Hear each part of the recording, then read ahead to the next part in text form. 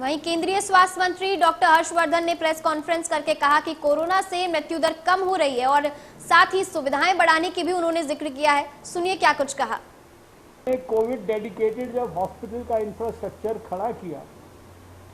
तो पूरे देश में 2084 Covid dedicated hospitals, 4043 Covid dedicated health centres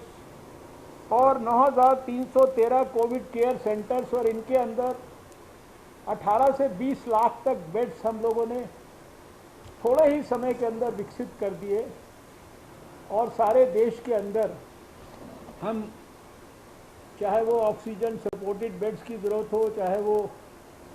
ventilators की ज़रूरत हो, चाहे वो आईसीयूज़ की ज़रूरत हो, चाहे वो आइसोलेशन बेड्स की ज़रूरत हो, चाहे वो 12,000 से ऊपर क्वारंटाइन सेंटर्स में व्यवस्था करने की ज़रूरत हो, ये सब कुछ हमें सारे देश के अंदर हमने किया। और उसके कारण हम सब ने मिलकर कोविड के ऊपर एक बड़ी सफलता अपनी लड़ाई के अंदर प्राप्त की। 2 वैक्सीन्स भी डेवलप कर ली और आज आप जानते हैं कि आज सुबह की अगर बात करूं तो 12 करोड़ 71 लाख से ज़्यादा लोगों को वैक्सीन डोजेस जो है मिल चुकी हैं। अब आज हमारे लिए ये भी संतोष की बात है कि शायद इतनी ज़्यादा विषम परिस्थिति विकसित होने के बावजूद हमारा जो फैटेलिटी रेट है वो आज 1.18%, 1.18, यानी वो हमारा फैटेलिटी रेट लगातार कम हो रहा है।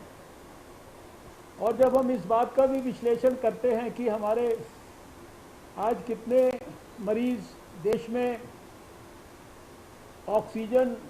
सपोर्टेड बेड्स पर हैं, कितने आईसीयू में हैं और कितने हमारे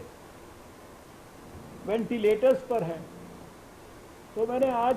स्टडी किया और मैं पिछले साल, क्योंकि ये रोज़ इसको देखा करता था, रोज़ शाम को 7 बजे,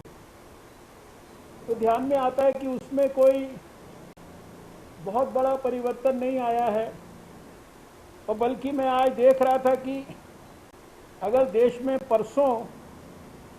1.93% लोग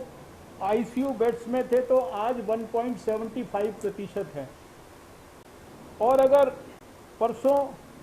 वेंटिलेटर पर 0.40% परसों भी थे, आज भी 0.40% हैं। और इसी प्रकार से ऑक्सीजन के सपोर्ट से जो पेशेंट्स देश में परसों थे वो 4.29% और आज 4.03%। यानी ये विषम परिस्थितियों में भी आप सबके सहयोग से, स्टेट गवर्नमेंट्स की मदद से, हेल्थ डिपार्टमेंट के सारे इंफ्रास्ट्रक्चर की, इन सब चीज़ों की मदद से हम स्थिति के ऊपर एक सिग्निफिकेंट कंट्रोल मेंटेन करने की